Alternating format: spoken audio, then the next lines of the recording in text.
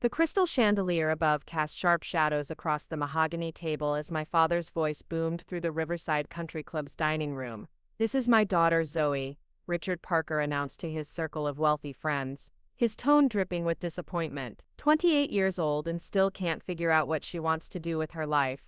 Lives in some cramped apartment downtown, working odd jobs like she's fresh out of college. Before we jump back in, tell us where you're tuning in from, and if this story touches you, make sure you're subscribed, because tomorrow I've saved something extra special for you. The silence that followed felt suffocating, punctuated only by the gentle clink of expensive silverware against fine china. Graham Henderson shifted uncomfortably in his leather chair, while Vincent Caldwell studied his wine glass with sudden fascination. Harold Morrison, my father's oldest business partner, cleared his throat awkwardly, but my father wasn't finished. He never was when he had an audience. "My name is Zoe Parker, and I'm about to tell you how one humiliating dinner at Portland's most exclusive country club became the catalyst for the most satisfying moment of my entire life." The story begins 3 months earlier, but that night at Riverside changed everything. Not because of what my father said, but because of what happened when his friends decided to fact-check his claims about his failure of a daughter. The evening had started like countless others before it. Richard Parker, Portland's most successful real estate developer, holding court at his usual table, surrounded by the city's elite. These monthly dinners were sacred to him, a chance to network, make deals, and showcase his perfect life. Perfect wife Margaret, perfect son Tyler, who'd followed him into the family business, and then there was me. The disappointment he couldn't quite hide,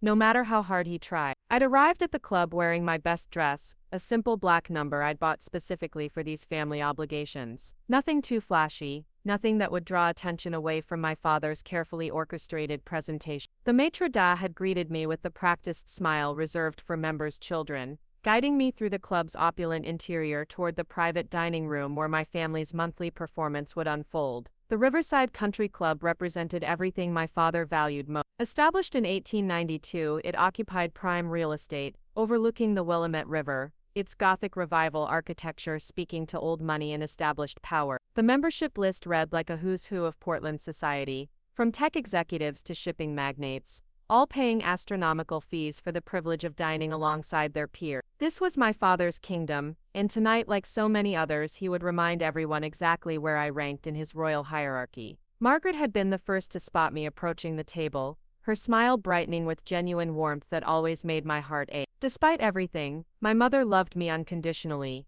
even if she'd never learned to stand up to her husband's harsh judgments. "Zoe, sweetheart," she'd said, rising to embrace me, "you look lovely tonight." Tyler had nodded from his seat, offering a brief smile before returning to his conversation with Graham about upcoming development projects. At 26, my brother had already secured his position as heir apparent to Parker and Associates, his MBA from Stanford and natural business acumen making him everything our father had hoped for in a successor. The introductions had proceeded as always. My father's friends knew me peripherally, having watched me grow up at various club events over the years, but tonight felt different somehow, more pointed in his comments, more deliberate in his disappointment. "Zoe's been exploring her options," he'd said initially, the phrase loaded with meaning. "Taking her time to find her path."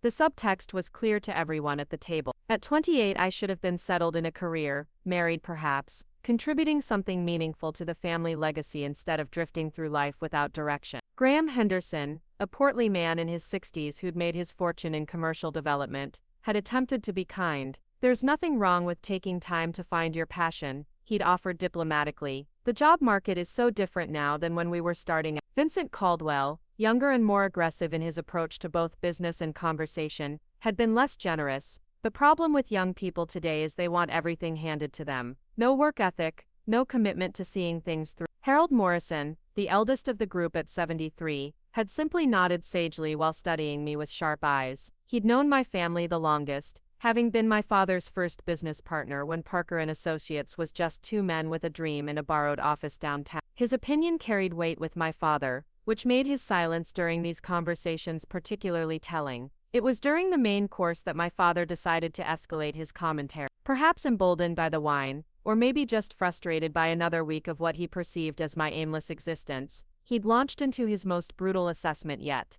"The thing is," he'd said, cutting into his perfectly prepared filet mignon, "I've given Zoe every opportunity. Private school, college education at Reed, connections throughout the city, but she's chosen to waste all of it. The words hit like physical blows, each one carefully chosen for maximum impact. She's living in some studio apartment in the Pearl District, barely bigger than our master closet. Working as a barista one week, doing freelance graphic design the next. No stability, no plan, no ambition. He'd paused to take a sip of his wine, letting his words settle over the table like a heavy blanket. At her age, I'd already started my own company and was building my first major development. Tyler's following the same path, already bringing in significant clients and showing real leadership potential. Margaret had placed her hand gently on his arm, a subtle signal that he was going too far, but he'd shaken her off. I'm not trying to embarrass her, he'd continued, though his tone suggested otherwise. I'm just being honest about the situation. Some children rise to meet expectations, and others. He'd let the sentence hang unfinished, the implication clear to everyone present.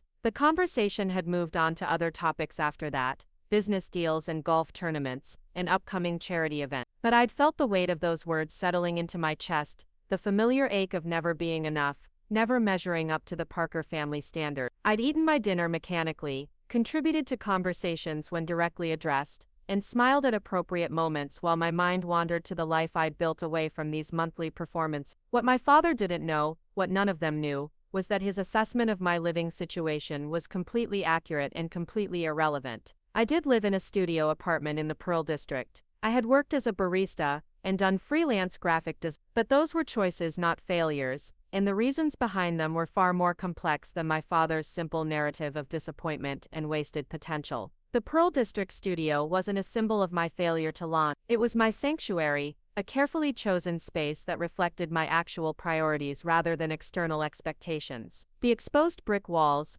polished concrete floors and floor-to-ceiling windows overlooking the city weren't compromises forced by financial limitations. They were deliberate aesthetic choices that created the perfect environment for the work that truly mattered to me, the work that consumed my thoughts and energy in ways that no traditional career path ever could. The freelance graphic design wasn't aimless wandering between jobs. It was a strategic decision to maintain flexible income while building something larger, something that required every spare moment and ounce of creative energy I possessed. The barista position at a trendy downtown coffee shop wasn't evidence of my lack of ambition. It was research, an opportunity to observe human behavior and urban flow patterns that directly informed the algorithms I was developing in my spare time. But explaining any of this to my father would have required revealing the project that had consumed the last 3 years of my life, and I wasn't ready for that conversation. Not yet. Not until I was certain that what I'd built could withstand his scrutiny and skepticism, his inevitable attempts to minimize or control what he didn't understand. As the evening wound down and we prepared to leave the club,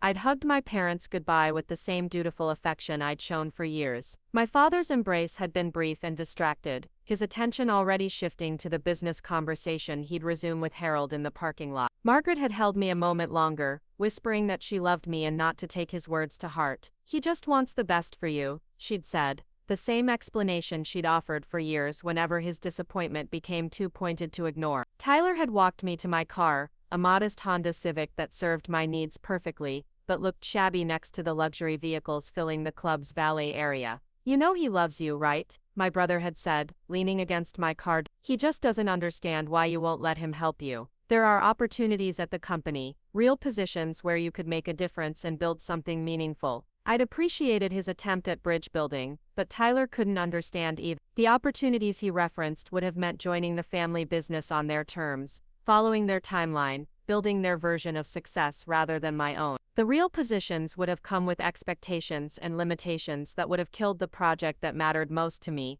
the work that happened in those early morning hours before the rest of the world woke up. The late nights when the code finally clicked into place and another piece of the puzzle revealed itself. Driving home through Portland's quiet streets, I'd reflected on the evening's humiliation and the familiar weight of my father's disappointment. But underneath the hurt was something else, something that had been growing stronger with each passing month. Confidence, certainty, the knowledge that his assessment of my life was not just wrong but laughably incomplete. 3 months earlier, I'd reached a milestone that would have shocked everyone at that dinner table. The software application I'd been developing in secret, working nights and weekends while maintaining the appearance of aimless drifting, had attracted the attention of a major tech investor. Not just interested attention, but serious financial backing that valued my company at exactly the kind of number that made Silicon Valley headlines. Urban flow analytics had started as a senior thesis project at Reed College, a theoretical exploration of how data visualization could improve city planning and development. But over the past 3 years, it had evolved into something far more ambitious and valuable. Using machine learning algorithms to analyze traffic patterns, pedestrian flow, economic indicators, and environmental data, the software could predict urban development needs with unprecedented accuracy. City planners could identify optimal locations for public transportation, retail developments, and residential projects years before traditional market analysis would reveal the same trend. The implications were staggering, particularly in a city like Portland where thoughtful development and environmental consciousness were paramount concerns. My software could help developers identify projects that would enhance rather than disrupt existing communities, predict which areas would benefit most from green infrastructure investments, and optimize resource allocation in ways that saved both money and environmental impact. Derek Santos, my business partner and the closest thing I had to a best friend, had been the first person to truly understand the potential of what we were building. A former Google engineer who'd burned out on corporate tech culture, Derek had joined me 6 months earlier. Preparing and narrating this story took us a lot of time, so if you are enjoying it, subscribe to our channel. It means a lot to us. Now back to the story. When the project was still running on caffeine and determination rather than actual funding. His expertise in scaling software infrastructure had been crucial in transforming my theoretical algorithms into a practical application that could handle real-world data loads. The funding round had closed 3 weeks before my father's latest public assessment of my failure. Cascade Ventures, one of Portland's most respected tech investment firms, had led a Series A round that valued urban flow analytics at $52 million. My 60% ownership stake, combined with Derek's 35% and a small percentage reserved for future employees, meant that I was now worth more money than I'd ever imagined possible. But the number was almost irrelevant compared to what it represented: validation that the work mattered, that the long hours and sacrificed social life had been building towards something meaningful. Proof that my instincts about urban development and data analysis were not just academic theories, but practical tools that could shape how cities grew and evolved. The investment had come with strings attached, of course. Cascade wanted us to hire additional developers, establish proper office space, and begin actively marketing to municipal clients across the Pacific Northwest. Derek and I had spent the weeks since closing, working 16-hour days to meet our new obligations while maintaining the secrecy I'd insisted upon. I wasn't ready for my father to know, wasn't prepared for the inevitable attempt to insert himself into something I'd built entirely independently. But as I'd sat through dinner listening to his latest catalog of my shortcomings, I'd felt something shifting inside me. The familiar shame and disappointment were still there, but they were being crowded out by something stronger. Anticipation, not for revenge exactly, but for revelation. For the moment when his confident assessments would meet the reality of what I'd accomplished while he wasn't paying attention. That moment came sooner than I'd expected, though not in any way I could have predicted. The call came from Derek 3 days after the dinner, his voice tight with a mixture of excitement and nervousness that immediately caught my attention. "Zoe," he'd said without preamble, "we have a problem. Or maybe an opportunity. I honestly can't tell." He'd been monitoring our company's online presence as part of our new marketing strategy when he'd noticed unusual traffic patterns on our website. Someone had been doing deep research into urban flow analytics, accessing public filing information, investment databases, and industry analysis reports. The searches had been thorough and professional, suggesting either a potential competitor or a very sophisticated prospective client. But the most interesting detail had been the origin of the searches. The IP addresses traced back to Portland, specifically to locations associated with several prominent local businessmen. "I think," Derek had said carefully, "your father's friends have been Googling you." The realization had hit me like a physical shock. Somehow, someone at that dinner table had decided to verify my father's claims about my directionless life. Maybe it was innocent curiosity, or perhaps skepticism about his harsh assessment of his own daughter. But whatever the motivation, they'd stumbled onto information that would completely rewrite the narrative my father had been telling about my failure. Urban flow analytics had been featured in several tech industry publications over the past month, articles that highlighted both the innovation of our approach and the significant investment we'd attracted. Our company profile on the Oregon Business Registry was public information, showing incorporation dates, funding rounds, and basic corporate structure. Anyone with basic internet research skills could discover that Zoe Parker, the supposed failure living in a studio apartment and working odd jobs, was actually the founder and majority owner of one of Portland's most promising tech startups. The question was what they would do with this information, and how my father would react when his carefully constructed narrative about my shortcomings crumbled under the weight of documented success. Part of me felt nervous about the inevitable confrontation, the end of the secrecy that had protected my work from his interference. But a larger part felt something I hadn't experienced in years when it came to family dynamics: anticipation for a conversation where I held all the cards. Derek had continued monitoring the searches over the following days, watching as the research became more detailed and comprehensive. Whoever was conducting the investigation had moved beyond basic corporate filings to industry analysis, competitor research, and financial projection. They were building a complete picture of urban flow analytics and its potential market impact, the same kind of due diligence that serious investors performed before making major commitments. They know, Derek had concluded during our morning strategy meeting at my Pearl District studio. Sunlight streamed through the tall windows,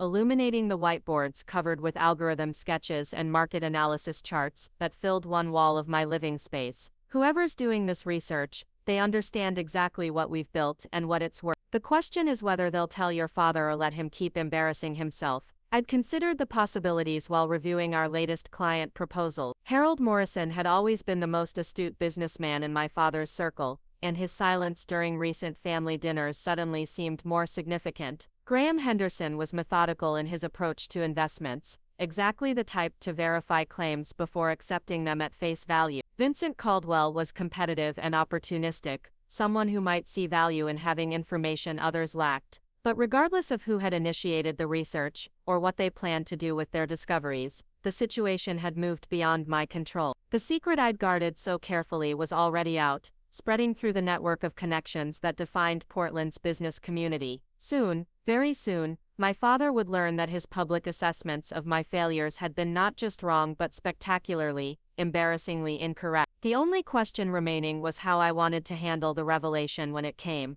I could wait passively for someone else to inform him, letting the truth emerge through the gossip networks that fueled country club conversation. Or I could take control of the narrative myself, choosing the timing and context for a conversation that would fundamentally change our relationship. As I stood in my studio that morning, looking out over the city where I'd built something valuable and meaningful while my father dismissed me as a failure, I realized I was tired of being underestimated. Tired of letting his disappointment define how I saw myself and my accomplishments. The work spoke for itself now, validated by serious investors and industry recognition that had nothing to do with family expectations or inherited privilege. The time for hiding was over. Whether the revelation came through his friend's research, or my own decision to finally speak honestly about what I'd been building, my father was about to learn that his failure of a daughter had been succeeding beyond his wildest imagination, while he wasn't paying attention. The only uncertainty was whether he'd be proud of what I'd accomplished, or resentful that I'd done it entirely without his help or approval. The call came at 7:30, on a Thursday morning while I was reviewing code modifications in my kitchen,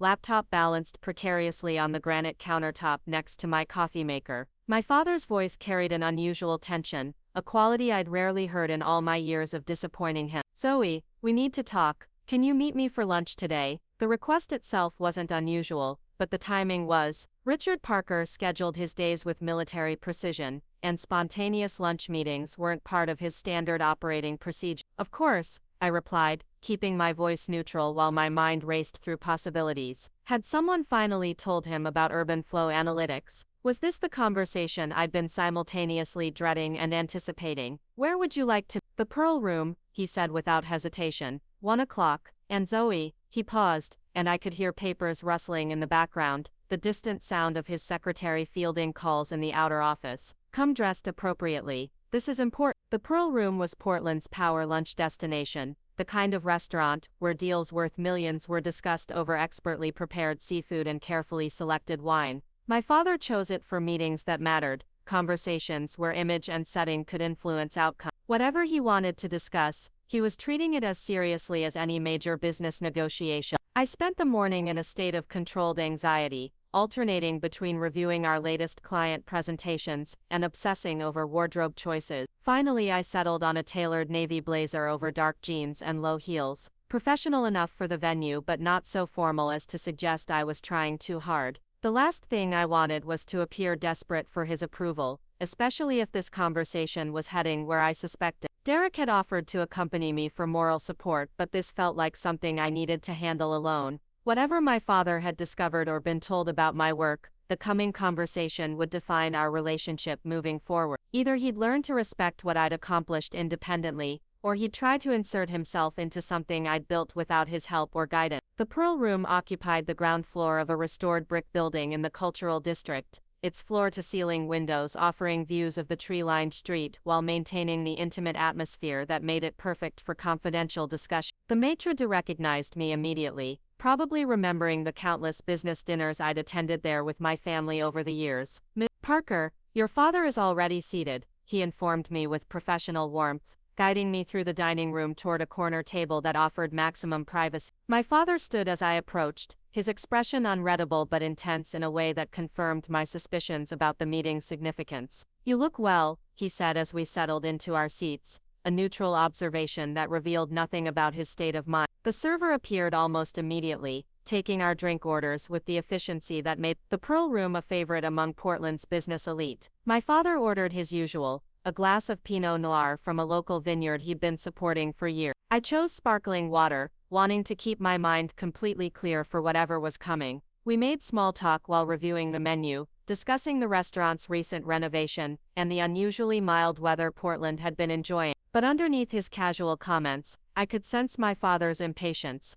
the way he kept glancing at his watch and adjusting his tie. This was a man accustomed to controlling every aspect of his professional interactions, but something had knocked him off his usual script. "Harold Morrison called me yesterday," he said finally, after the server had taken our orders and retreated to a respectful distance. The name hit me like a physical blow, confirming my worst fears and highest hopes simultaneously. Harold's research had been the most thorough, according to Derek's monitoring, and his relationship with my father went back decades. If anyone was going to breach the wall of secrecy I'd built around my work, it would be him. "He had some interesting things to tell me about your current activities," my father continued, his tone carefully neutral but his eyes sharp with something I couldn't quite identify. "Anger, confusion, curiosity. It seems your living situation and career choices aren't exactly what I've been led to believe." The moment had arrived, the conversation I'd been anticipating and avoiding in equal measure.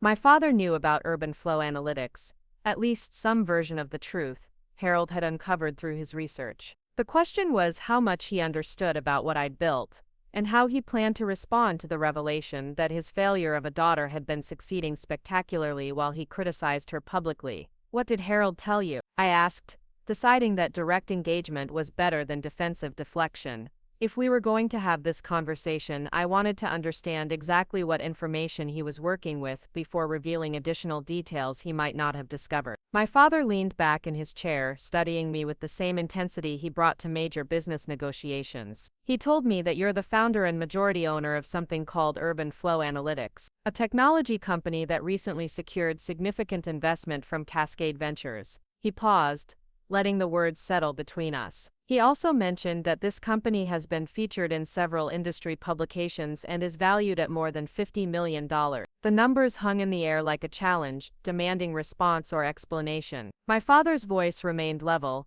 but I could see the conflict playing out behind his eyes. Surprise warring with skepticism, curiosity battling wounded pride. His daughter, the one he'd dismissed as directionless and unmotivated, had apparently built something valuable enough to attract serious investor attention. "That's accurate," I replied simply, offering confirmation without additional details. Let him ask the questions that mattered to him. Let him reveal what aspects of this discovery bothered him most, whether it was my success or my secrecy or something else entirely. "And you've been working on this for how long?" The question carried an edge I recognized from childhood, the tone he used when he suspected he'd been deceived or manipulated. My father valued honesty above almost everything else in business relationships, and discovering that his own daughter had been operating under false pretenses clearly bothered him. 3 years, I admit. It started as my senior thesis project at Reed, but it evolved into something much more substantial. We incorporated 18 months ago and closed our Series A funding round 3 weeks ago. 3 weeks. The timing wasn't lost on either of us. My father's latest public assessment of my failures at the country club had occurred just days after I'd secured investment that valued my work in the tens of millions. While he was telling his friends about my inability to find direction or purpose, I was negotiating terms with some of Portland's most sophisticated investors. 3 years, he repeated slowly, as if testing how the timeline felt in his mouth. You've been building a company worth $50 million for 3 years, and you never thought to mention it to your family? The hurt in his voice was unmistakable now, though whether it was personal disappointment or professional frustration remained unclear. My father had spent decades building Parker and Associates into one of Portland's most successful development companies, and he'd always assumed his children would want to be part of that legacy. Learning that I'd been building my own legacy in parallel, without his knowledge or involvement, clearly challenged his understanding of our relationship. I wanted to prove it could work before involving anyone else, I said, choosing my words carefully. The technology is complex, and the market applications weren't obvious initially. I needed time to develop the algorithms and validate the business model before seeking external input or support. It was a diplomatic explanation that contained elements of truth while avoiding the more painful reality. I hadn't told him because I'd wanted to build something entirely my own, free from his expectations and interference. Because I'd known he would try to reshape the project to fit his understanding of business success, potentially destroying the innovation that made it valuable in the first place. External input, my father said dryly. Is that how you see your family now? External parties who might interfere with your vision? The question cut deeper than I'd expected, exposing the real source of his frustration. This wasn't just about money or business success. It was about trust, about the relationship between father and daughter, about whether I considered him part of my life or an obstacle to overcome. No, I said honestly, but I also knew you wouldn't understand what I was building initially. Urban flow analytics doesn't fit traditional business models. It's not real estate development or construction, or any of the industries you know intimately. I needed time to prove the concept before trying to explain it to people who might not see its potential. Our meals arrived during this exchange, providing a natural pause in the conversation while we adjusted to the server's presence. I'd ordered the salmon, more from habit than appetite, while my father had chosen his usual steak preparation. The familiar ritual of arranging napkins and tasting wine gave us both a moment to process what had been said and consider what came next. Tell me about the technology, my father said after the server had departed. It was a request rather than a demand, his tone shifting from hurt confusion toward genuine professional interest. This was Richard Parker, the businessman, speaking now, the man who'd built his success by recognizing valuable opportunities before his competitors understood their potential. I spent the next 20 minutes explaining urban flow analytics in terms I hoped he could relate to, drawing connections between data analysis and the market research that informed his own development decisions. I described how our algorithms could predict pedestrian traffic patterns,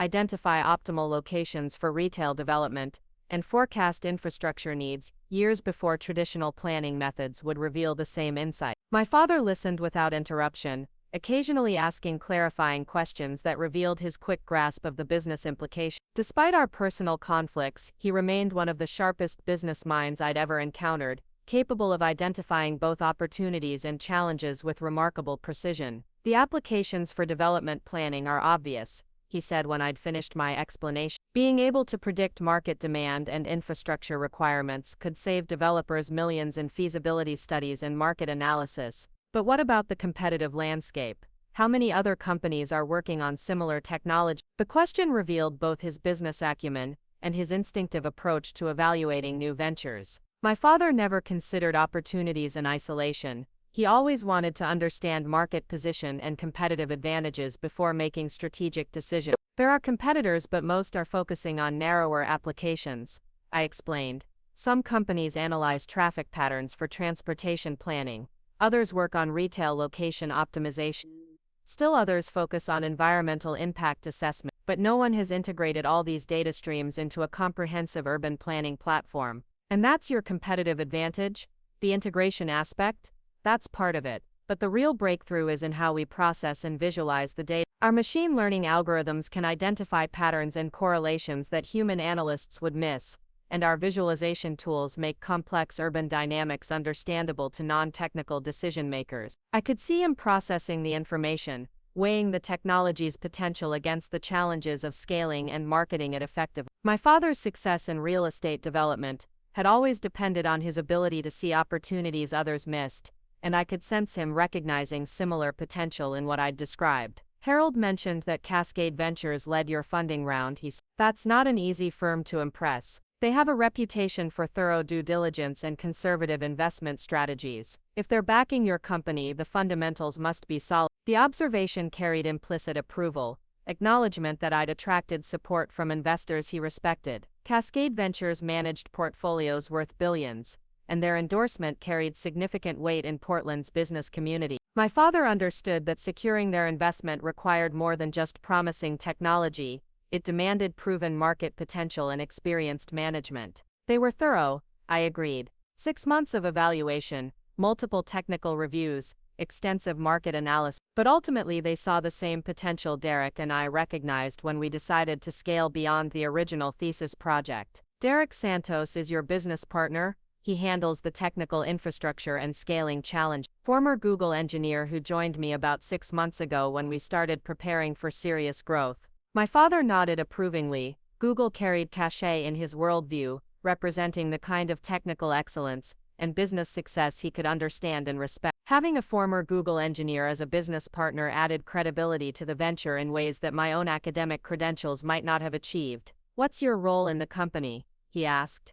"Are you handling the business development side, or are you primarily focused on the technology?" The question revealed his attempt to understand how my skills and interests aligned with the company's needs. My father had always struggled to identify my professional strengths, partly because I'd never pursued traditional career paths that would make my capabilities obvious to him. "Both, initially," I said. "I developed the core algorithms and continue to oversee the technical development, but I also handle client relationships and strategic planning. Derek focuses on infrastructure and scalability challenges, while I work on market development and product evolution." "That's a lot of responsibility for someone with limited business experience," my father observed, though his tone was more curious than critical. "How are you handling the management and operational challenges that come with significant investor back?" The question touched on my deepest insecurities about running a rapidly growing company. While I felt confident about the technology and market potential, the day-to-day challenges of managing employees, investor relations, and strategic partnerships sometimes felt overwhelming. I'd been learning through trial and error, supplemented by advice from mentors and extensive reading, but I lacked the formal business training that might have made the transition smoother. It's been a steep learning curve, I admit, but Cascade connected us with experienced advisors who help with specific challenges. We also hired a CFO last month to handle the financial and operational aspects while Derek and I focus on product development and market expansion. "Smart approach," my father said, and I detected genuine approval in his voice. "Recognizing your limitations and bringing in experienced help is usually better than trying to learn everything yourself while running a growing company." The conversation had shifted dramatically from the tense confrontation I'd anticipated to something resembling professional consultation. My father was engaging with urban flow analytics as a business opportunity rather than a personal betrayal, asking the kinds of questions he might pose to any entrepreneur seeking his advice or investment. "What's your expansion timeline?" he continued. "Harold mentioned that you're targeting municipal clients across the Pacific Northwest. That's a challenging market to penetrate, especially for a small company without established government relationships." The observation was astute and highlighted one of our biggest strategic challenges. Selling to city governments required different skills and approaches than serving private sector clients, involving longer sales cycles, complex procurement processes, and extensive relationship building. My father's experience with municipal development projects could be invaluable in navigating these challenges, if he was willing to share his expertise. "We're starting with smaller municipalities that are more flexible about trying innovative technologies. Our goal is to build case studies and references that will help us approach larger cities later, but you're right that the relationship aspect is crucial, and it's probably our biggest current challenge. I know most of the planning directors and city managers throughout Oregon and Washington," my father said casually, as if mentioning his extensive Rolodex was no big deal. "Municipal development has been a significant part of our business for 20 years. Those relationships take time to build, but they're invaluable once established." The offer was implicit but unmistakable. My father was suggesting that his network and experience could help urban flow analytics overcome one of its most significant growth obstacles. But accepting his help would mean fundamentally changing the nature of our relationship, moving from father-daughter conflict to business collaboration. I studied his expression, trying to understand what he was really offering and what he might expect in return. Richard Parker didn't make business suggestions casually, and his extensive municipal network represented years of relationship building and successful project delivery. Access to those connections could accelerate our growth timeline significantly, but it would also mean acknowledging that I needed his help after years of insisting on complete independence. That would be incredibly valuable, I said carefully. But I want to make sure we're approaching this the right way. Urban flow analytics needs to stand on its own merits, not succeed because of family connections. Of course, my father replied, but there's nothing wrong with introductions and referrals, as long as the technology delivers on its promises. Municipal clients are risk-averse by nature, they want to work with vendors they trust, and personal recommendations carry significant weight in their decision-making process. He was right, and we both knew it. Business success often depended as much on relationships and trust as on technical capabilities, especially in markets like municipal government, where personal accountability was crucial. My insistence on complete independence might be limiting our growth potential unnecessarily. What would you want in return? I asked directly, preferring clarity to diplomatic dancing around unstated expectations. My father appreciated straightforward negotiations,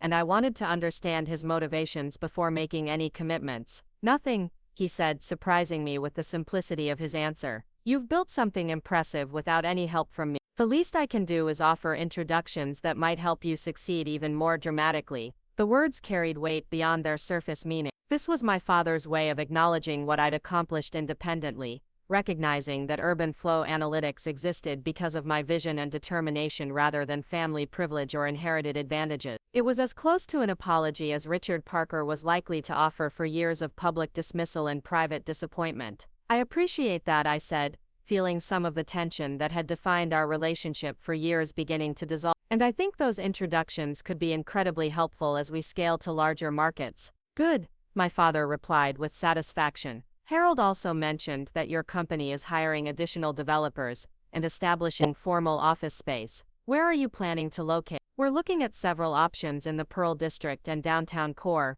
I said. Somewhere with good public transportation access and the kind of environment that will attract top technical talent. Have you considered the South Waterfront District? There are several new office buildings with excellent infrastructure and competitive lease rates. The transportation connections are solid, and the area is attracting a lot of technology companies. The suggestion made sense from a practical standpoint, but I could hear the subtext behind his words. The South Waterfront District was where Parker and Associates had developed several major projects, giving my father extensive knowledge of the area's advantages and challenges. His recommendation was based on genuine expertise, but it also represented another opportunity to demonstrate his value as a business advisor. We'll definitely look at options there, I promise. Derek has been handling most of the site selection process, but your insights about the area would be helpful in our evaluation. The remainder of our lunch passed in discussions of business strategy, market challenges, and growth opportunity. My father asked detailed questions about our technology development roadmap,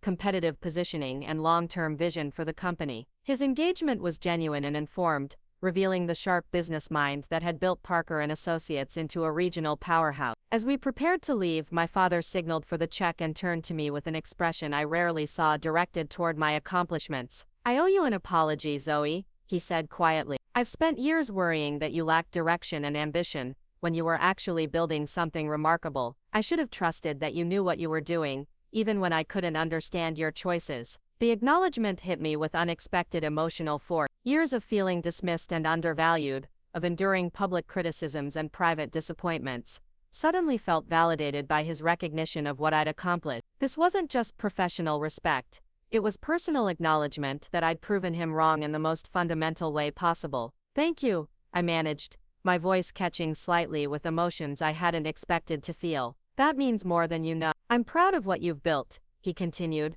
and I'm sorry it took Harold's research for me to discover it. I should have been paying closer attention to what you were actually doing instead of focusing on what I thought you should be doing. As we left the Pearl Room and stood on the sidewalk outside, Portland's downtown energy buzzing around us, I felt something shifting in our relationship that went beyond business collaboration or family reconciliation. For the first time in years, my father was seeing me clearly, recognizing the person I'd become rather than lamenting the person he'd expected me to be. The drive back to my studio apartment, felt different than any journey I'd made from a family meal before. Instead of carrying the familiar weight of disappointment and misunderstanding, I felt lighter, validated, understood in ways that had seemed impossible just hours earlier. The secret I'd guarded so carefully was finally out, and rather than the criticism or interference I'd feared, it had brought recognition and respect. But even as I celebrated this personal breakthrough, I knew the larger challenge was just beginning. Word of urban flow analytics and its valuation was spreading through Portland's business community,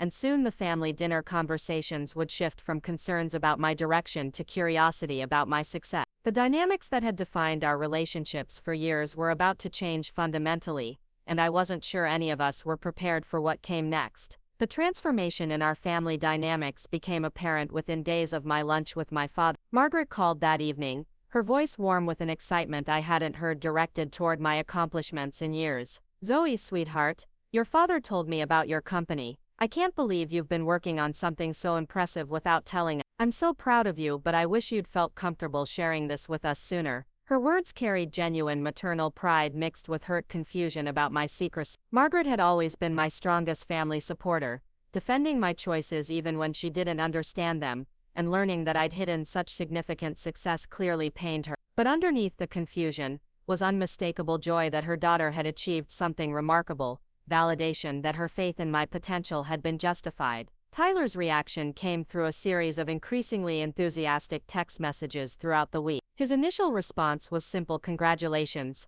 but as he learned more details about urban flow analytics, his messages revealed growing professional respect for what I'd accomplished. "Dad showed me some of the articles about your company," one text. "The technology sounds incredible, and the market potential is huge. I had no idea you were working on something this sophisticated." But the most significant change was in my father himself. Richard Parker had spent our entire relationship trying to shape my career trajectory, offering opportunities within his company and connections throughout Portland's development community. Now, for the first time, he was approaching me as a peer, rather than a project, seeking my perspective on technology trends that might impact his own business. "I've been thinking about what you said regarding data analysis and development planning," he mentioned during a follow-up phone call. Parker and Associates has always relied on traditional market research and demographic studies, but your approach sounds like it could provide much more precise insights. Would you be willing to discuss potential applications for our upcoming project? The request represented a fundamental shift in our professional relationship.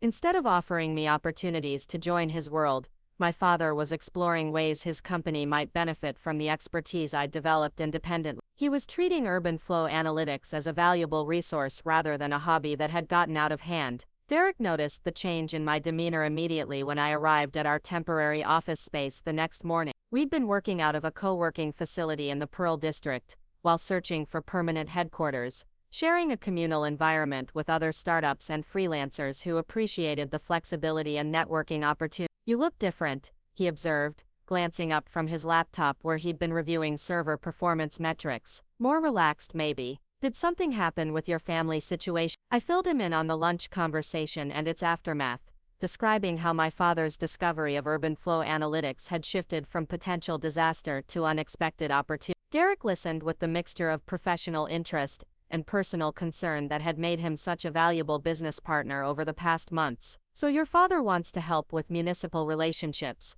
and your family is finally taking your work seriously," he summarized. "That's obviously positive, but are you concerned about maintaining independence now that they're involved?" The question touched on my deepest anxieties about the situation. I'd spent 3 years building urban flow analytics entirely on my terms, free from family expectations or interference. While my father's offer to facilitate municipal connections was genuinely valuable, accepting his help would inevitably change the nature of our professional relationship. "I think we can manage it carefully," I said, though uncertainty colored my response. "He's offering introductions and references, not investment or operational involvement. As long as we maintain control over the company's direction and decision-making, his network could be incredibly helpful." Derek nodded thoughtfully. "The municipal market is definitely our biggest challenge right now. If his connections can help us establish credibility and accelerate our sales timeline, it might be worth the potential complication." Our conversation was interrupted by Natalie Kim,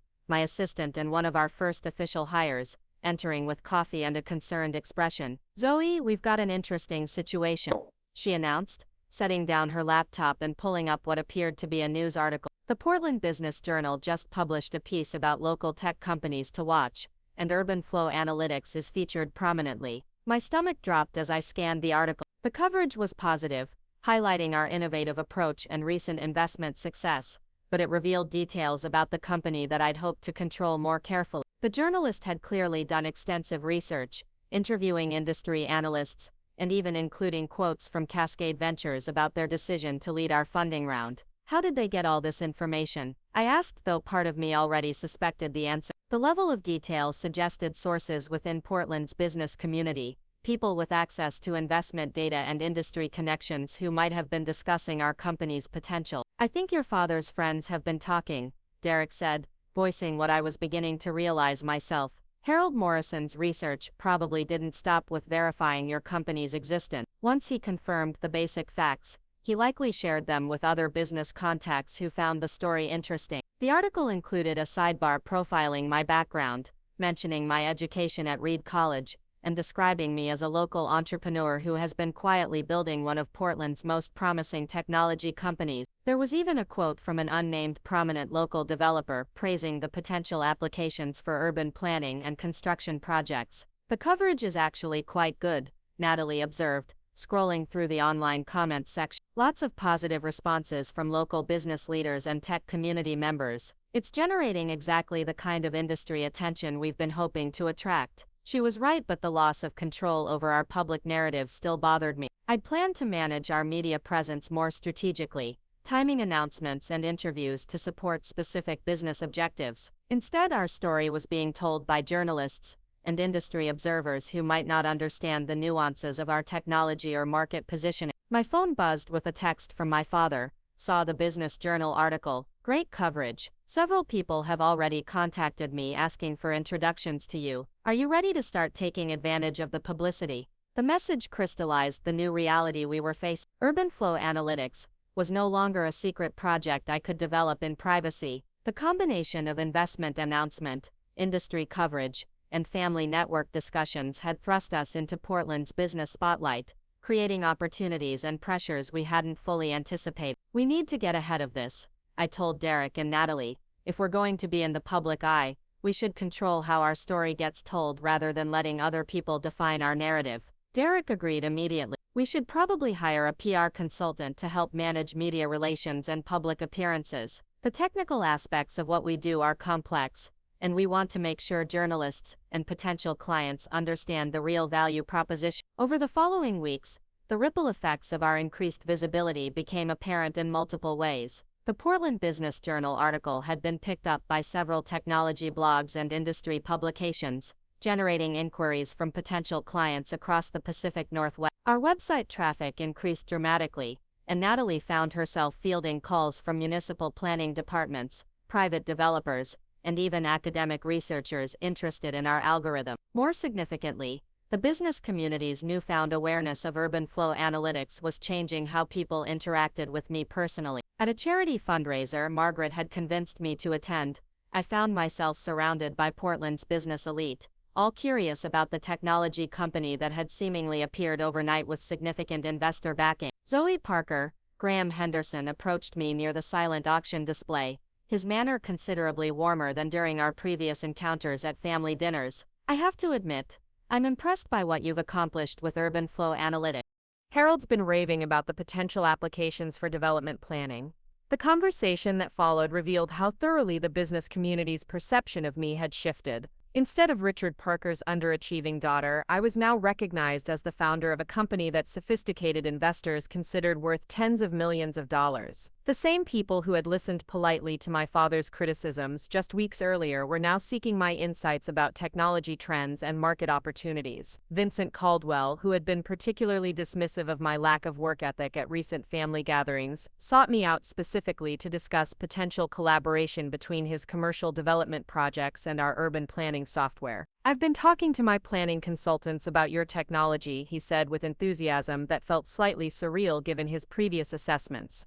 They think your algorithms could revolutionize how we approach site selection and project feasibility analysis. But perhaps the most significant encounter was with Harold Morrison himself, the man whose research had initiated the entire chain of revelations. He approached me during the fundraiser's cocktail reception, his weathered face carrying an expression of genuine respect that I'd rarely seen directed toward my accomplishment. "Young lady," he said, using a term of address that somehow felt different coming from him than from other older businessmen, "I owe you an apology. When I started researching your background, I was simply trying to verify some claims your father had made. I had no idea I'd discover that he was so completely wrong about your situation." Harold's directness was characteristic, but his admission carried weight beyond personal acknowledgement. As my father's oldest business partner and one of Portland's most respected developers, his opinion influenced how other community members viewed business opportunities and professional relationships. "I've spent 50 years in this business," he continued, "and I've learned to recognize innovative thinking when I see it. What you've built with Urban Flow Analytics represents exactly the kind of forward-looking approach that will define successful development in the coming decade. I hope you'll consider me a resource as you continue growing the company." The evening was revealing in ways that extended beyond individual conversation. I began to understand how thoroughly my family's public narrative about my failures had been embedded in Portland's business community and how dramatically that narrative was now being revised. People who had heard my father's disappointed assessments for years were reconciling those descriptions with evidence of substantial business success. Margaret found me during a quieter moment in the evening, her face glowing with maternal pride that had been absent from family gatherings for too long. "I keep overhearing conversations about you and your company," she said, squeezing my arm affectionately. "Everyone's so impressed, and they keep asking me how long you've been working on this technology. I have to admit I don't know enough details to answer their questions properly." Her confession highlighted another dimension of the changing family dynamic. While my parents were proud of my success, they were also struggling to understand work that fell completely outside their areas of expertise. Richard Parker could evaluate real estate opportunities and construction projects intuitively, but machine learning algorithms and data visualization represented foreign territory that required different analytical frameworks. "Would you and Dad like me to do a more detailed presentation about the technology and our business model?" I offered. "It might help you understand what we're building and how it connects to development and planning challenges you're familiar with." Margaret's immediate enthusiasm confirmed that my parents were genuinely interested in understanding my work rather than simply celebrating its financial success. "That would be wonderful," she said. "Your father has been asking detailed questions about urban planning applications, but I think he'd benefit from seeing the actual software and understanding how the algorithms work." The following week, I arranged a demonstration session at my parents' home, bringing Derek along to help explain the technical infrastructure while I focused on market applications and business strategy. We set up in my father's study, using his large monitor to display the visualization tools that made our complex data analysis accessible to non-technical users. My father's engagement with the technology was immediate and intense. He asked detailed questions about data sources, accuracy measurements, and the timeline for generating analysis results. But what impressed me most was his ability to identify potential applications I hadn't considered,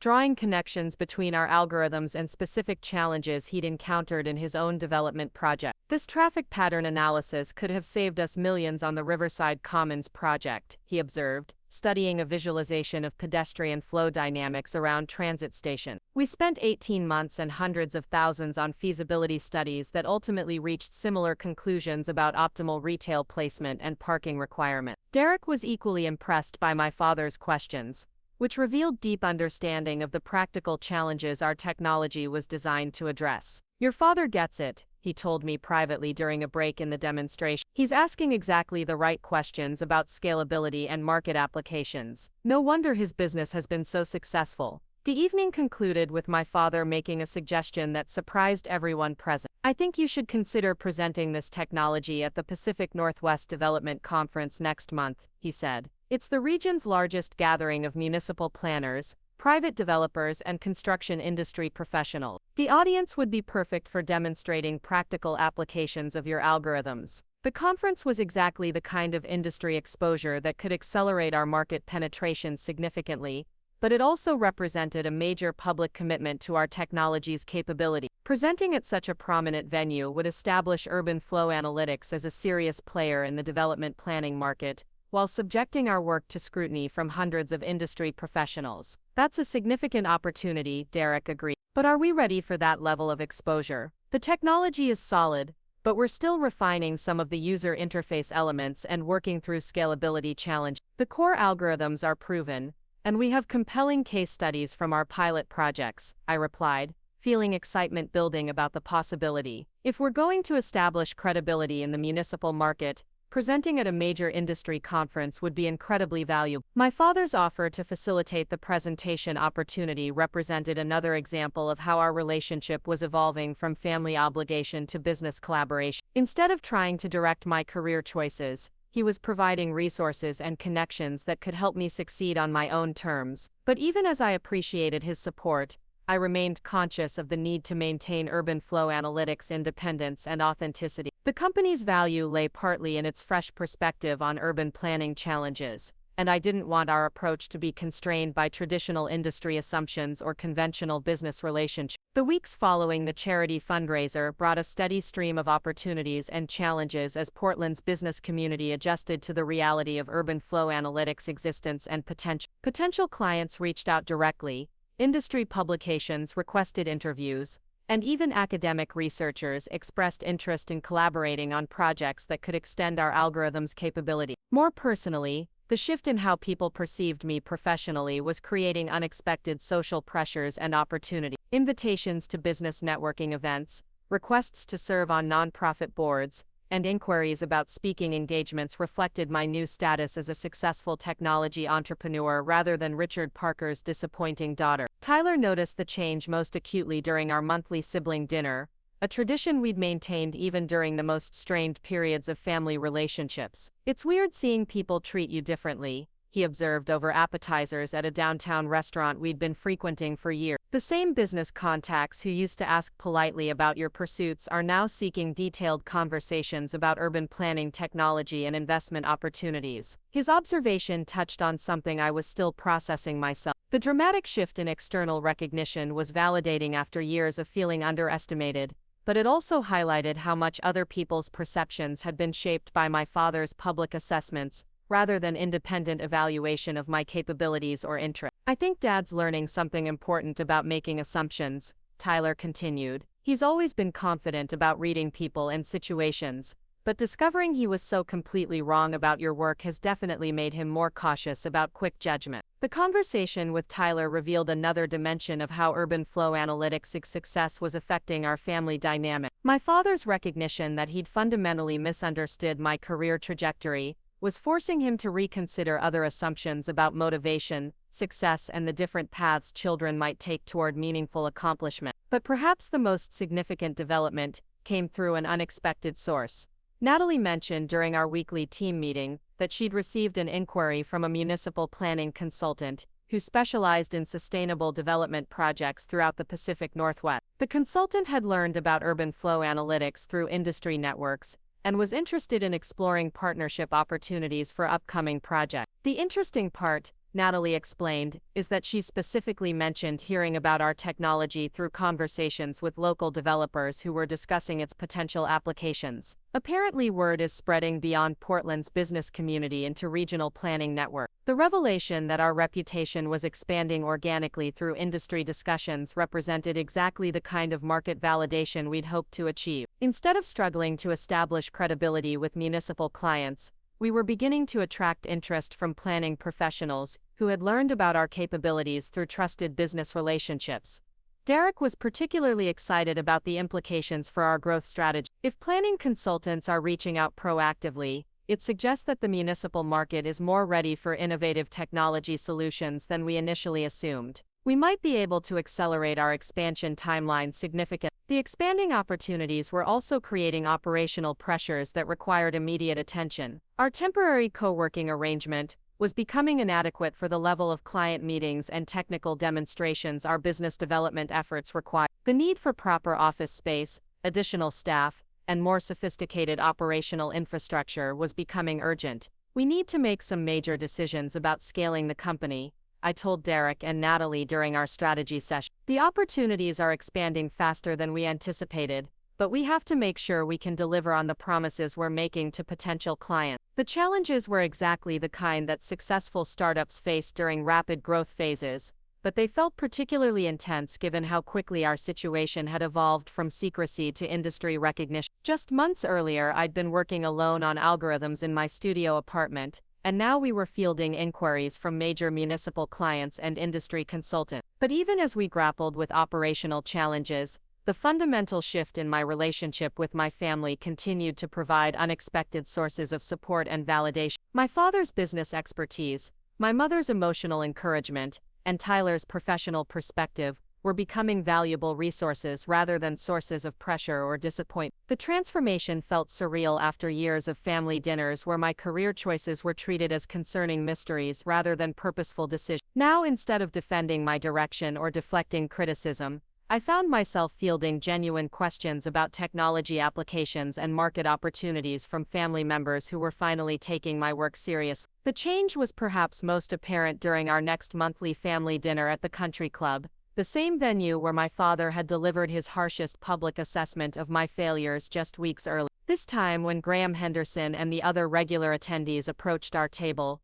their questions focused on urban flow analytics technology capabilities and business prospects, rather than polite inquiries about my undefined pursuit. The evening felt like a vindication of every late night spent perfecting algorithms, every weekend devoted to client presentations, every moment of doubt I'd experienced while building something valuable in isolation. The same people who had listened sympathetically to my father's concerns about my direction were now treating me as a business peer worthy of professional respect and collaboration. But success, I was beginning to learn, created its own challenges and expectations that required careful navigation to maintain the independence and authenticity that had made urban flow analytics valuable in the first place. The Pacific Northwest Development Conference transformed everything. Standing behind the podium in the convention center's main auditorium, looking out at 800 municipal planners, private developers, and construction industry professionals, I felt the weight of 3 years of secretive work crystallizing into a single defining moment. The presentation I was about to deliver would either establish urban flow analytics as a major player in the regional development market,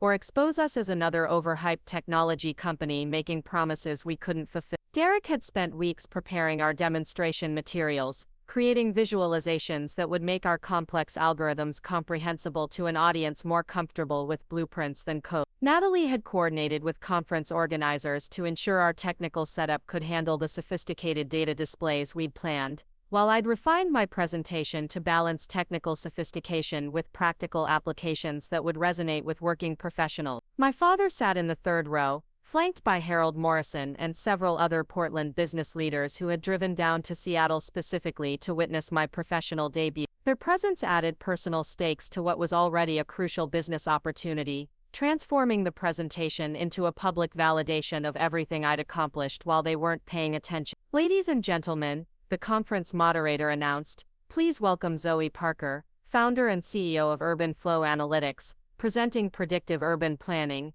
using machine learning to optimize development decisions." The auditorium quieted as I stepped to the microphone. 800 faces turned toward the stage with varying degrees of curiosity and skepticism. These were people who had spent decades in development and planning, professionals who had seen countless technology companies promise revolutionary solutions that failed to deliver practical value. I had 25 minutes to convince them that urban flow analytics represented something genuinely different. How many of you have spent months on feasibility studies that ultimately confirmed what you suspected from the beginning? I asked, starting with a question that drew knowing chuckles from throughout the audience. How many have watched carefully planned developments struggle because foot traffic or economic patterns didn't match your projection? The response was immediate and engaged, heads nodding in recognition of shared professional frustration. These were exactly the challenges our algorithms were designed to address: the gap between traditional planning methods and the complex urban dynamics that determine project success or failure. I clicked to my first slide, displaying a satellite image of downtown Portland overlaid with flowing lines that represented pedestrian movement patterns throughout a typical weekday. "This is what Thursday morning looks like in Portland's central business district," I explained. "Not just vehicle traffic, but pedestrian flow, economic activity and infrastructure usage, all analyzed simultaneously to reveal patterns that individual data streams would miss." The visualization drew audible interest from the audience, murmurs of appreciation for the elegant way complex information was presented. But I knew that pretty graphics alone wouldn't convince these seasoned professionals. They needed to see practical applications that solved real problems they encountered regularly. Let me show you how this analysis could have predicted the challenges facing the Columbia River Landing project, I continued, transitioning to a case study that many audience members would recognize. The development had been a high-profile failure, a mixed-use project that struggled with retail vacancy and pedestrian access issues despite extensive traditional planning. Derek's preparation showed in the seamless way our software displayed historical data about the project site,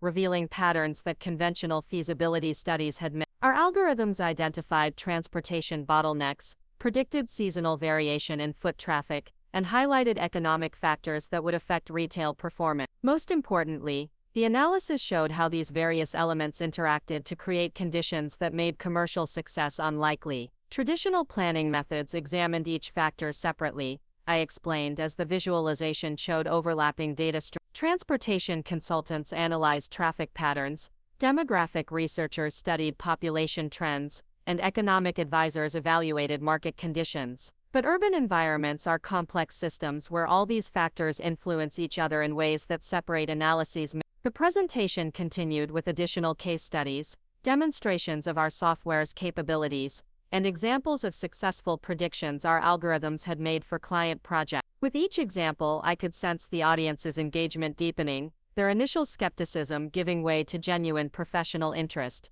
But the most crucial moment came during the question and answer session that followed my formal presentation. A woman in the front row identified herself as the planning director for Tacoma, one of the larger municipalities we hope to target for future contracts. "Your technology is impressive," she said, "but municipal planning involves political considerations and community input that can't be captured in algorithms. How do you account for factors that aren't quantifiable in your data analysis?" It was exactly the kind of challenge I'd anticipated from experienced planning professionals, and my response would determine whether they saw urban flow analytics as a useful tool or another example of Silicon Valley arrogance about solving complex problems with software. "You're absolutely right that planning involves qualitative factors our algorithms can't measure directly," I replied. "But we've found that quantitative analysis can actually strengthen community engagement processes by providing objective data that helps stakeholders understand trade-offs and consequences more clearly." I clicked to a slide showing how our software could model different development scenarios,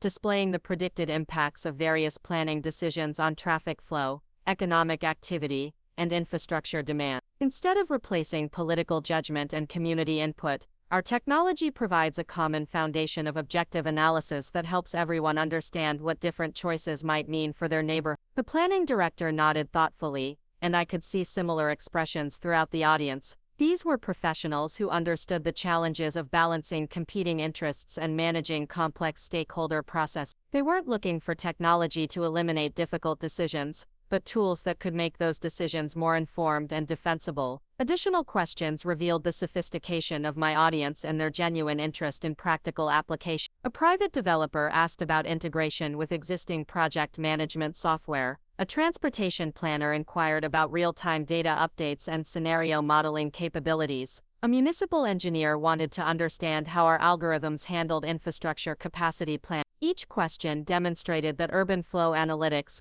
was being taken seriously by exactly the professionals we needed to reach. These weren't polite inquiries or skeptical challenges, but detailed technical discussions that suggested genuine interest in implementing our technology for actual projects. After the formal session concluded, the real validation began. A crowd of attendees gathered around the stage. Business cards appeared from dozens of municipal agencies and private development firms, and serious conversations about pilot projects and implementation timelines filled the convention center's corridor. Zoe Parker, a distinguished man in his 60s, approached me with obvious enthusiasm. "I'm Robert Chen, Planning Director for King County. We've been struggling with exactly the kind of challenges you addressed in your presentation. I'd like to discuss potential collaboration on our upcoming transit-oriented development initiative." Similar conversations continued throughout the afternoon as conference attendees sought me out to discuss specific applications for their projects and jurisdiction. Municipal planners described infrastructure challenges that seemed perfectly suited to our analytical capabilities. Private developers outlined feasibility questions that our algorithms could address more efficiently than traditional consulting approach. Derek,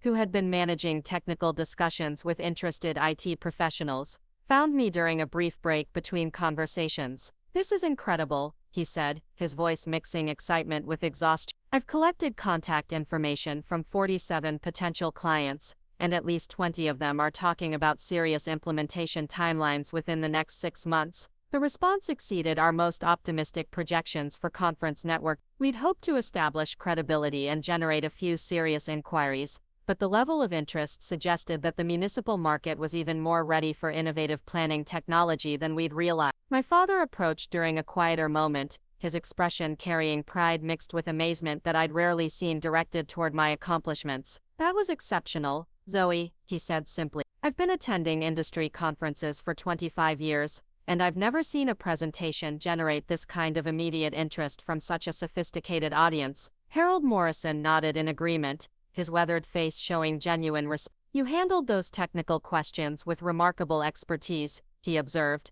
"but more importantly, you understood what these professionals needed to hear about practical applications and implementation challenges. That kind of market awareness is rare in technology companies." The validation from my father's business circle felt significant beyond personal satisfaction. These were men who had built successful companies by recognizing valuable opportunities and evaluating market potential accurately. Their enthusiasm about urban flow analytics conference reception carried weight that extended far beyond family approval. But perhaps the most meaningful moment came when Vincent Caldwell, who had been most critical of my work ethic and career choices during family gatherings, sought me out specifically to acknowledge what he'd witnessed. "I owe you a significant apology," he said without preamble. "I've been completely wrong about your professional capabilities and business judgment. What you presented today represents exactly the kind of innovative thinking that will define successful development in the coming decade." His admission was particularly gratifying because Vincent had been the most vocal skeptic about my potential for business success. His recognition that urban flow analytics represented genuine innovation rather than academic theory carried special weight given his initial dismissiveness. The evening reception provided additional opportunities for substantial business discussion. Municipal officials described specific projects where our technology could provide immediate value, while private developers outlined partnership opportunities that could accelerate our market penetration significantly. "We're planning a major mixed-use development in Bellevue," explained Sarah Martinez, a principal at one of Seattle's largest development firms. "The site analysis and traffic modeling requirements are exactly what your software handles. Would you be interested in discussing a consulting arrangement for the feasibility phase?" Similar inquiries came from planning departments in Spokane, Boise, and Vancouver, creating a pipeline of potential contracts that could sustain our growth for the next 2 years. The geographic distribution was particularly encouraging, suggesting that our technology's applications extended well beyond Portland's specific urban characteristics. Derek spent the evening collecting technical requirements and implementation timelines from interested clients, information that would help us prioritize development efforts and resource allocation. "We're going to need to hire additional developers immediately," he told me as the reception wound down. "The demand for customization and integration support is going to exceed our current capacity within months." The drive back to Portland the following morning provided time to process the magnitude of what had occurred at the conference. In a single day,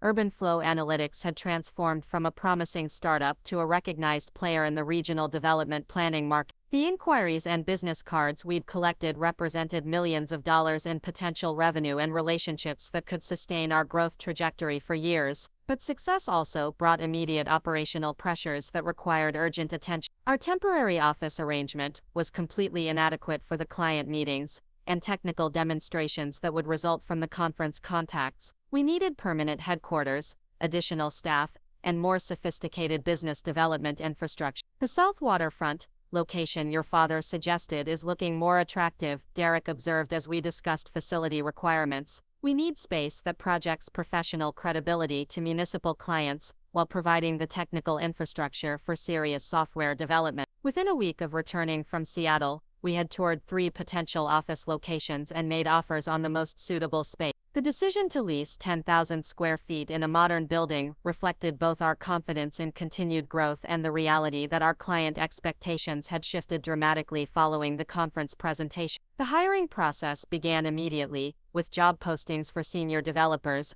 a business development manager, and additional support staff. Natalie had been handling all administrative functions admirably, but the volume of client inquiries and operational requirements now demanded specialized expertise in multiple areas. "I never imagined we'd be scaling this quickly," I confided to Derek as we reviewed resumes for a senior algorithm developer position. "6 months ago, we were working out of my apartment, and now we're planning to employ 15 people within the next quarter." But rapid growth also meant increased scrutiny from investors, clients, and industry observers, who expected Urban Flow Analytics to deliver on the promises our conference presentation had made. Cascade Ventures scheduled quarterly reviews to monitor our progress against aggressive expansion targets, while potential clients wanted detailed implementation timelines and performance guarantees. The pressure was manageable but constant, requiring careful balance between ambitious growth and sustainable operations. Every hiring decision, every client commitment, and every technical development choice carried implications that would affect our long-term success and credibility. My relationship with my family continued evolving as they adjusted to my role as CEO of a rapidly growing technology company.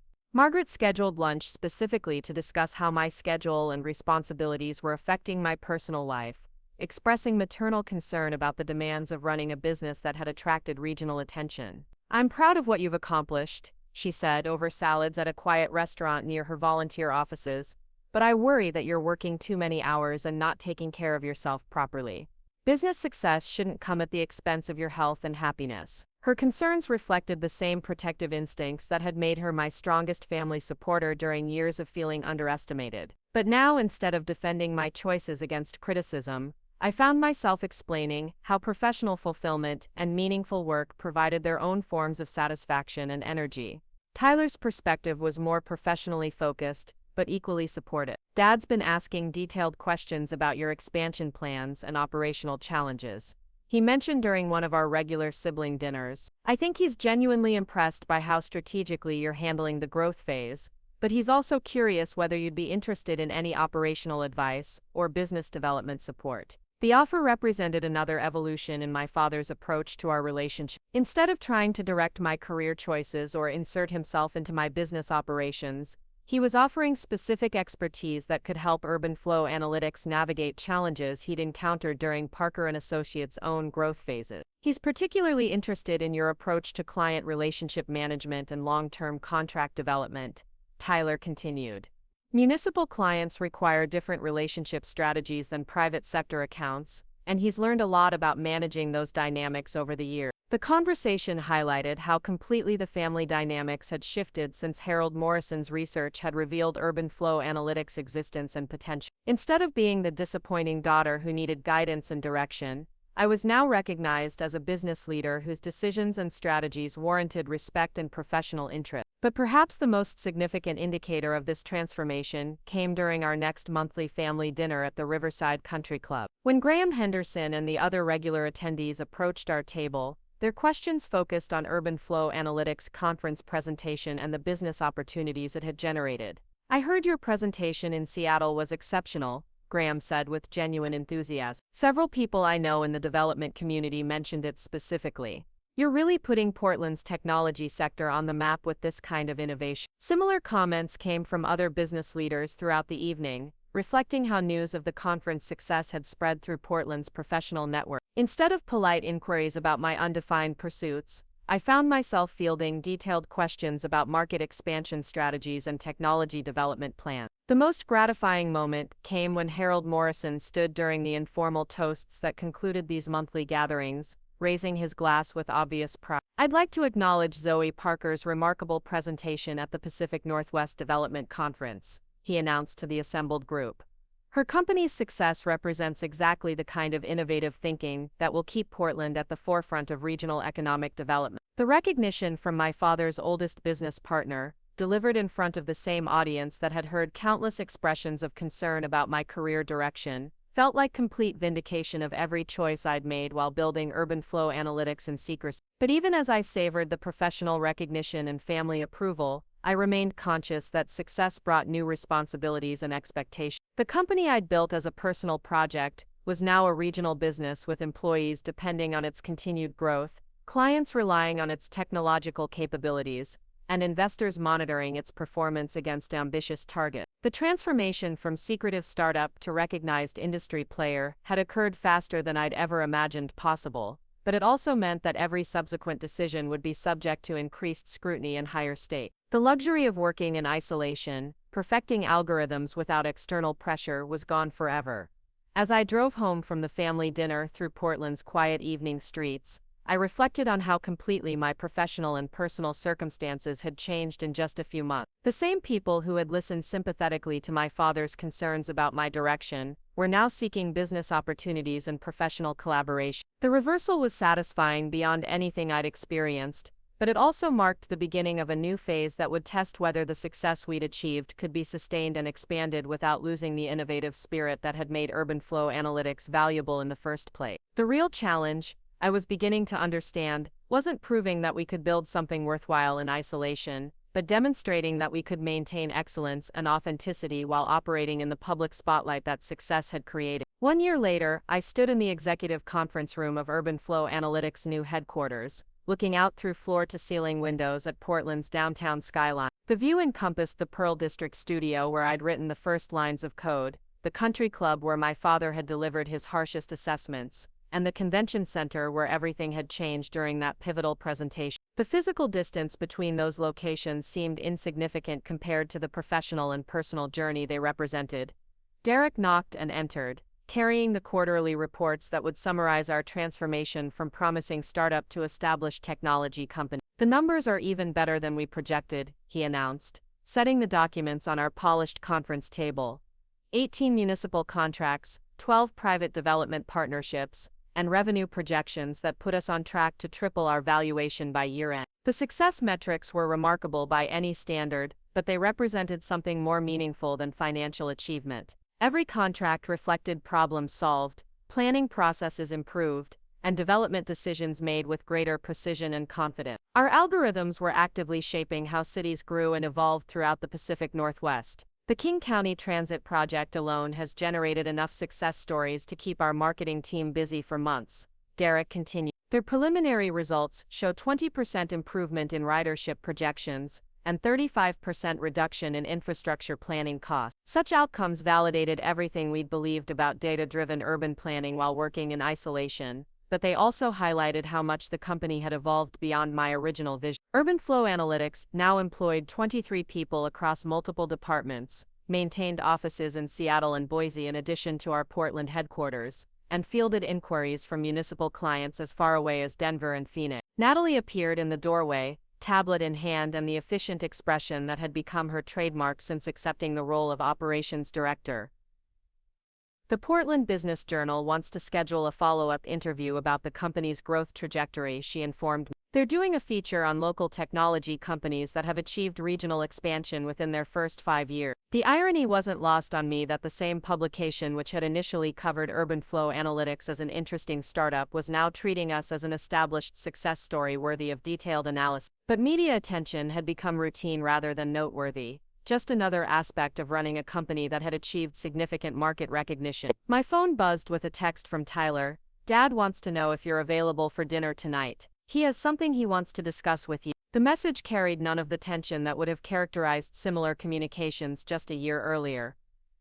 Family dinners had transformed from obligatory performances into genuine conversations about business challenges, strategic opportunities, and professional development. The evolution of my relationship with my father represented perhaps the most personally meaningful aspect of Urban Flow Analytics' success. Richard Parker had become not just a proud parent, but a trusted advisor whose decades of business experience provided valuable perspective on challenges I encountered while scaling the company. His municipal relationships had proven invaluable during our expansion phase, facilitating introductions that led to major contracts in Salem, Olympia, and other regional capitals. But more significantly, His recognition of what I'd accomplished had shifted our entire family dynamic from disappointment and concern to pride and professional collaboration. Speaking of family recognition, Derek said with obvious amusement, "Did you see the article about your father in yesterday's Oregonian?" He apparently gave a speech at the downtown Rotary Club specifically highlighting Portland's emerging technology sector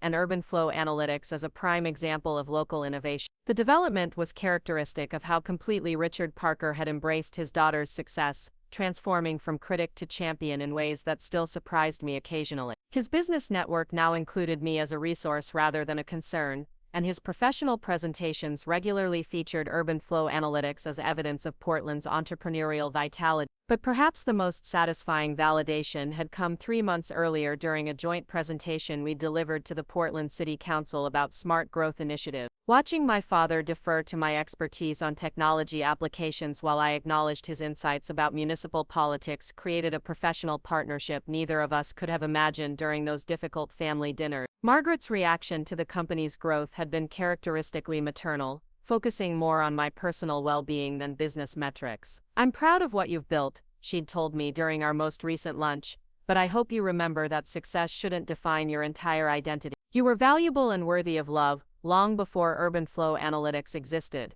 Her perspective provided important balance during periods when business pressures threatened to overwhelm other aspects of my life. The demanding schedule of client meetings, investor reports, and strategic planning could easily consume every waking hour, but Margaret's gentle reminders helped maintain focus on relationships and experiences beyond professional achievement. The afternoon brought a call from Cascade Ventures, requesting a meeting to discuss Series B funding options, a conversation that would have been unimaginable when we were operating out of co-working space and hoping to attract our first municipal client. The investment firm's interest reflected urban flow analytics' proven market traction and growth potential, but it also meant navigating more complex decisions about expansion strategy and equity dilution. "How do you feel about potentially bringing in additional investors?" Derek asked as we reviewed financial projections in preparation for the meeting. "It could accelerate our expansion timeline significantly, but it also means less operational independence." The question touched on tensions I'd been grappling with since the company began attracting serious acquisition interest from larger technology firms. Success brought opportunities for faster growth and greater market impact, but it also created pressure to make decisions based on investor expectations rather than personal vision and values. "I want to make sure we maintain control over the company's direction and culture," I replied. "Financial growth is important, but not at the expense of the innovation and authenticity that made us valuable in the first place." The balance between ambition and integrity had become a constant consideration as urban flow analytics evolved from startup to established business. Every strategic decision carried implications for employee satisfaction, client relationships, and the long-term sustainability of what we'd built together. Evening found me back at my Pearl District apartment, the same space where I'd perfected algorithms while my father publicly questioned my direction and potential. The contrast between that period of secretive development and my current role as CEO of a regionally recognized technology company felt almost surreal in its completeness. The apartment itself had changed minimally despite my dramatically improved financial circumstance. I'd upgraded some furniture and technology, but I'd chosen to maintain the same essential environment that had fostered the creative work that made everything else possible. The exposed brick walls and polished concrete floors still provided the aesthetic inspiration that helped me think clearly about complex problems. Derek had often suggested that I should move to a larger space that better reflected the company's success and my personal wealth,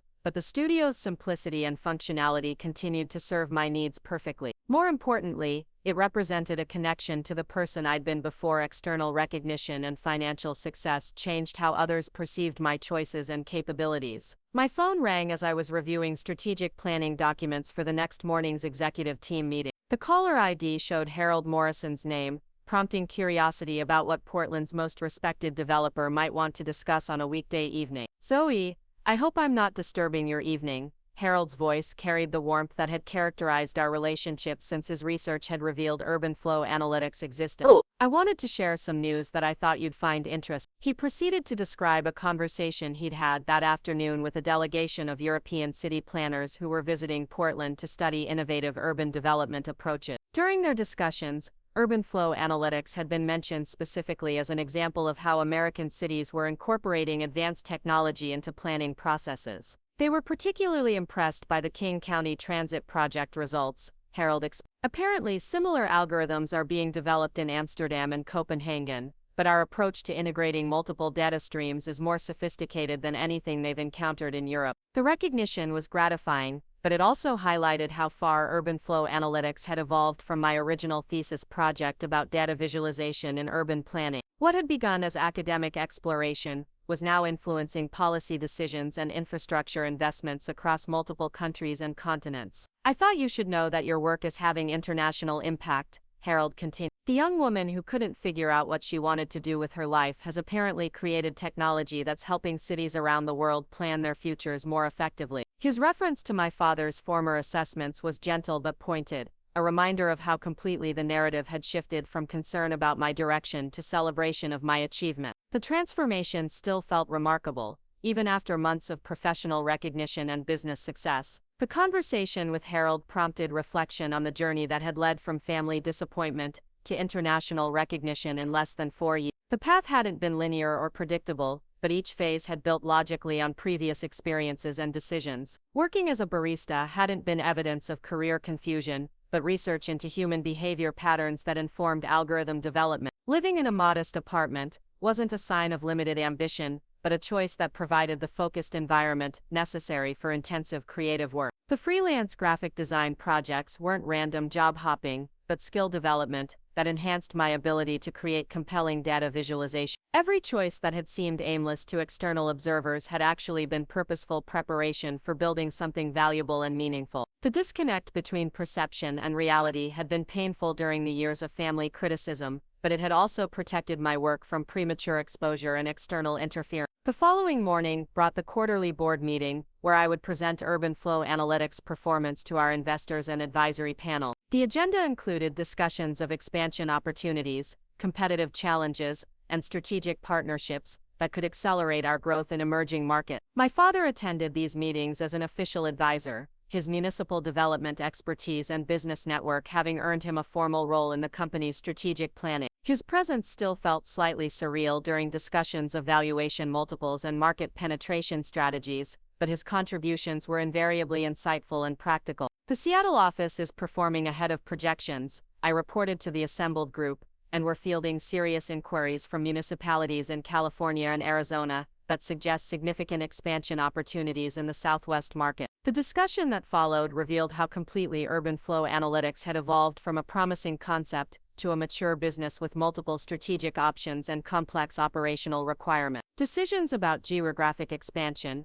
product development, and partnership strategies now involved considerations that extended far beyond my original vision of improved urban planning tools. Derek's presentation of technical developments highlighted the continuous innovation that kept our algorithms ahead of emerging competitors while meeting increasingly sophisticated client requirements. The machine learning models had evolved significantly from their original design, incorporating new data sources and analytical capabilities that expanded their applications beyond traditional planning scenarios. We're developing predictive models for climate resilience planning and sustainable development assessment, Derek explained. Municipal clients are increasingly interested in how infrastructure decisions will perform under changing environmental conditions, and our technology is uniquely positioned to address these challenges. Such developments represented the kind of meaningful work that had motivated my initial interest in urban planning applications. Instead of simply optimizing existing development patterns, we were helping cities prepare for future challenges and opportunities that traditional planning methods couldn't anticipate effectively. The board meeting concluded with approval for expansion initiatives that would establish urban flow analytics offices in Los Angeles and Phoenix within the next 18 months. The growth strategy was ambitious but achievable based on demonstrated market demand and our proven ability to deliver results for municipal and private sector clients. As the meeting participants departed,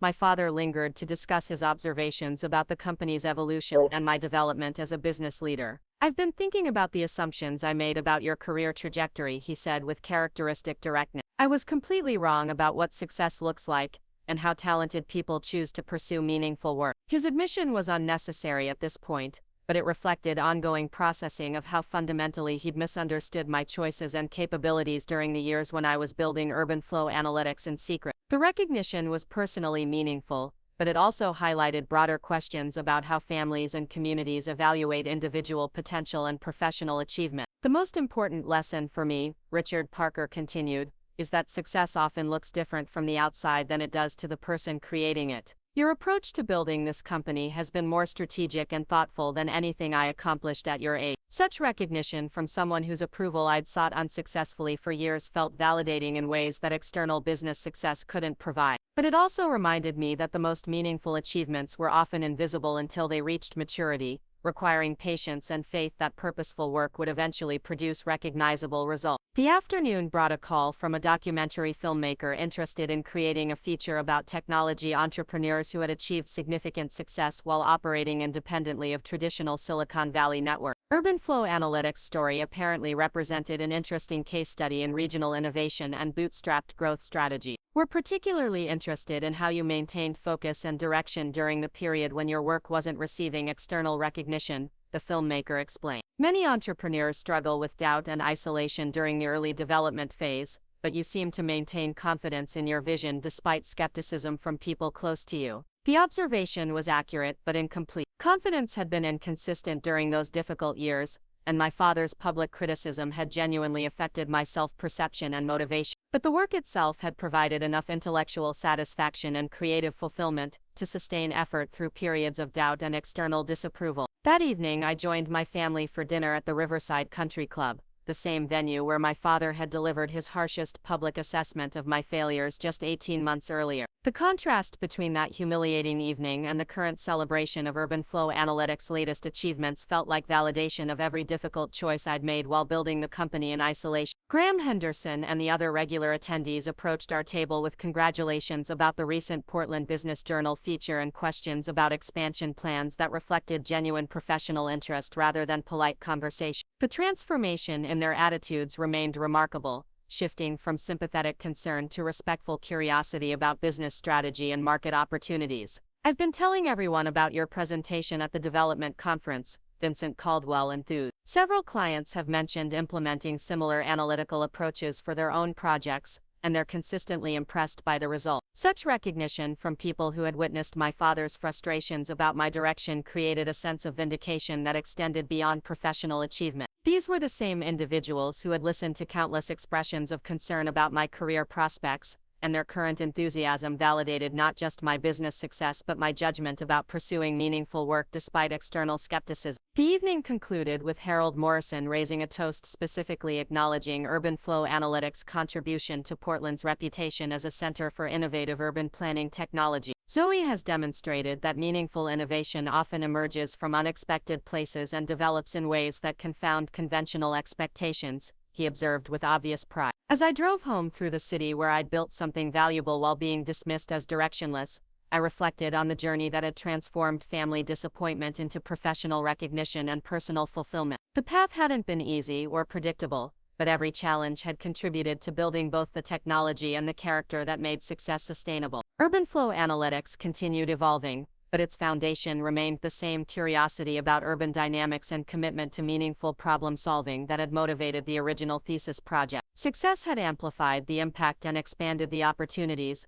but the essential satisfaction came from work that improved how cities functioned and grew. The young woman who had been called a failure in public had become someone whose innovations were helping communities around the world plan their futures more effectively. But perhaps more importantly, she had learned that external recognition, while gratifying, was less significant than the internal knowledge that her work created value and meaning beyond personal achievement. The transformation was complete, but the work continued, driven by the same passion for understanding complex systems and creating tools that helped others make better decisions. Success had changed the scale and visibility of the impact, but it hadn't altered the fundamental satisfaction of building something valuable through careful thought, persistent effort, and unwavering commitment to excellence. Up next, you've got two more standout stories right on your screen. If this one hit the mark, you won't want to pass these up. Just click and check them.